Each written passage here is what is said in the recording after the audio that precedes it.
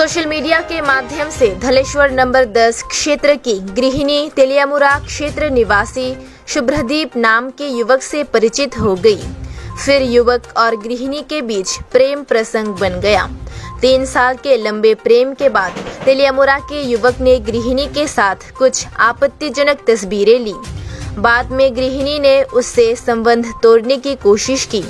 इस बीच तेलियामुरा इलाके के युवक ने बीजेपी लवर त्रिपुरा नाम के फेसबुक अकाउंट में गृहिणी और उसकी आपत्तिजनक तस्वीरें पोस्ट की। गृहिणी को जैसे ही युवक से मामले की चर्चा करनी पड़ी तो युवक ने गृहिणी को फोन पर धमकाया और उसके परिवार को जान से मारने की धमकी दी।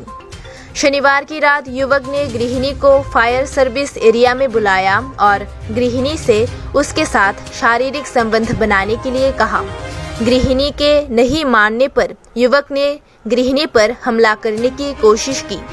बाद में जब गृहिणी ने शोर मचाया तो स्थानीय लोगों ने आगे आकर पश्चिम महिला थाने को सूचना दी। पश्चिम महिला थाने की पुलिस मौके पर पहुंची और युवक को पकड़कर और गृहिणी को छुड़ाकर थाने ले गए। আমার এক খুব ভাবে বদনাম করতেছে স্যার। আমার সোশ্যাল মিডিয়াতে এর সঙ্গে আমার পরিচয় হয়েছিল, ঠিক আছে। এরপর আমার বিয়ের প্রতিশ্রুতি দিয়েছে, আমার নিয়ে সে বিভিন্ন জায়গায় ঘোরাঘুরি করছে। এরপর আমার লগে কোর্ট ম্যারেজ করার প্রতিশ্রুতি দিয়েছে। যেদিন কোর্ট ম্যারেজ ওই দিন আমার বাচ্চার দায়িত্ব নিত না কইছে, ওই রেজিস্ট্রেশনটা আর হয়েছে না। এরপর ওইটা ক্যান্সেল হয়ে গেছে।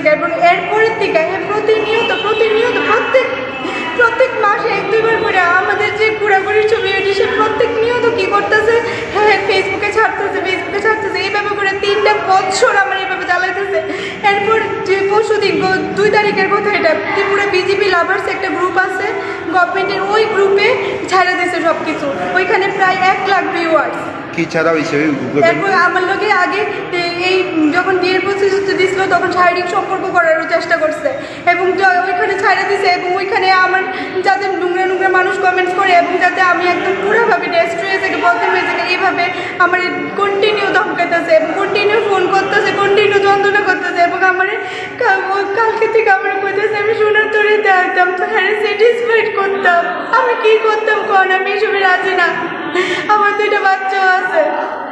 বিয়ের কথা মানে আপনি কইছেন রে বিয়ের কথা? না, আমি তো আর বিয়ে করতাম না, কারণ এরপরে যে রূপ দেখছি বিয়ে করার মতন না।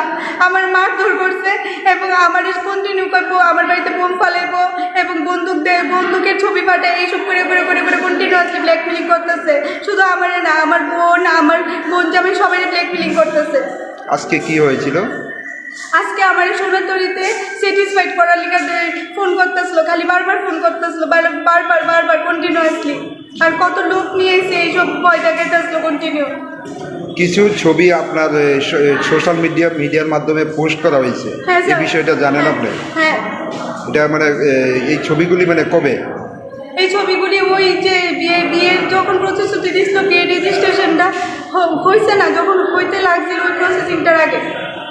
কিভাবে আপনাদের পরিচয় হয়েছিল? সোশ্যাল মিডিয়াতে হয়েছিল। এরপরে আমি আস্তে আস্তে রূপগুলি জানতে পারলাম এবং যখন আমি প্রথম কিছু বাচ্চার দায়িত্ব নিব, যখন আমি বিয়ের দিন আসে তখন একদম পুরো 2 হাত উঠে লেগেছে, কোনো বাচ্চার দায়িত্ব নিত না এবং হ্যাঁ গার্জেনকে নিয়ে আনার কথা ছিল, কোনো গার্জেন কেউ আনছে না, কয়েকজন বন্ধুবান্ধব নিয়ে এসেছে শুধু। এরপরে কইছে আমার বাচ্চার দায়িত্ব নিত না। ওই টাইমে আমি আর রেজিস্ট্রেশনটা করছি না। এরপর থেকে হ্যাঁ এইভাবে অমানবিক পাশবিক অত্যাচার, মানসিক অত্যাচার আরম্ভ হয়েছে। ছেলেটার নাম কি? শুভ্রদীপ কর। বয়স কত? ওর বয়স 32 হবে। আচ্ছা, বাড়ি আমরা ফোন করছে, হ্যাঁ আমি আসলাম অফিসে কেন তারা একটা ফ্যান্ডের দোকানে, আমার ফোন করছে যে তুমি কই আসো, ওইখানে আসছে তো সোনাত্তর সামনে যেতে। আমি কই আচ্ছা কই দেখা করবো, আচ্ছা আমরা মিটে যাওয়ানো হয়েছি, তার আগে হয়েছে।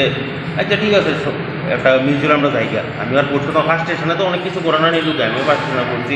আচ্ছা ঠিক আছে, এটা আমার ভুল হয়ে গেছে, আমি লগে সব কিছু ডিলিট করে নিয়েছি। হ্যাঁ ডিলিট করে নিয়েছি। এখন আমার গ্রুপের কিছু না, আমরা দেখেন মোবাইল যেহেতু পিএস ম্যাডামের সামনে আছে, ওসি ম্যাডামের সামনে আছে, দেখেন ফাইতার লাগে মোবাইল সব ডিলিট হয়ে গেছে। আমি জাস্ট দেখা করার বাইকটা নিয়ে এখানে গেছি, তাও গেছি কিন্তু আমি শুনুন হোটেলের নিচে যারা গেছে, হোটেলের নিচে যারা গেছে ওমা আমি গেছি বলতে হঠাৎ করে ফিলে আমি গেছি। আমি দিলে হোটেলে বলছি খাওয়ানোর লিখা কিটা করছি কিটা না, এই সব তো ফালতু কথা। আজকে হোটেলের সামনে যাওয়ার কারণটা কি? না আমার বলছে কুই দেখা হবে, আমি অফিসে আসলাম তো। হ্যাঁ আমি যখন অফিসের ফ্রেন্ডের দোকানে আড্ডা মারি গিয়ে কেন, আমি তো আচ্ছা ঠিক আছে এইখানে লুকা বুঝছে অফিসের সামনে লোকটা দিয়ে দাঁড়ান এরা বুঝা ছেলেটা তো কিনা কত সময় দাঁড়িয়ে আসলো আমরা দেখছি একজন এখানে সাক্ষী হচ্ছে হয় এত পয়সা শোনা তো রুশান বন্ধু বিলা এসে দেয়া করতো আমি দেখা করে আমার দেখা করতে বলছি হঠাৎ করে সিলে আরম্ভ করেছিল আমি এখানে সিন একটা ক্রিয়েট করি। ওনার সঙ্গে আপনার কীভাবে পরিচয় হয়েছিল?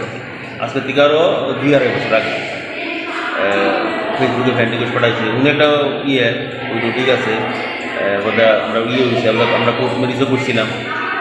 উনি তো বিবাহিত, আপনি জানতেন? আমরা তাইও প্রেম করছি, আমিও প্রেম করছি, ছেলে মেয়ে আছে এইটাও জানতেন? সব জানতাম। জানলেই আমরা গেছি কোর্টে গেছি, কাগজ আমি সাবমিট করছি ম্যাডামের এখানে টিয়ে করে বিভিন্ন কারণে এটা আমরা হয়েছে না।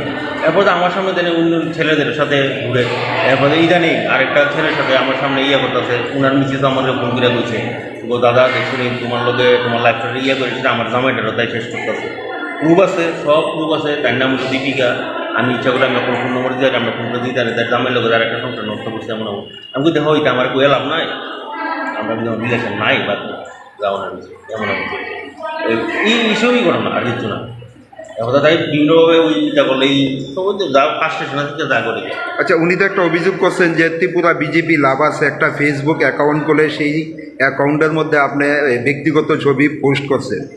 না না, এটা হইল সেটা যেমন করেছে লক ডিলিটে করে নিচ্ছে লক এই প্রমাণটা তো উনি ওনার কাছে রয়েছে, এই প্রমাণগুলি প্রমাণ নাই এখন পোস্ট দিয়ে দেখবেন নাই আমি লক ডিলিট করে নিয়েছি। এই একটা আমরা ভুলে পোস্ট পেয়ে গেছে হ্যাঁ দিতাম আসলাম আর এই অ্যাকাউন্টটা মানে এই অ্যাকাউন্ট লক এটা সেভ করে প্রিন্ট আউট করে নিয়েছি। এই অ্যাকাউন্টটাই মানে কে চালায় যায় বুঝতাম না, এটার মধ্যে তো আপনি পোস্ট করছেন ত্রিপুরা বিজেপি আমি বুঝতাম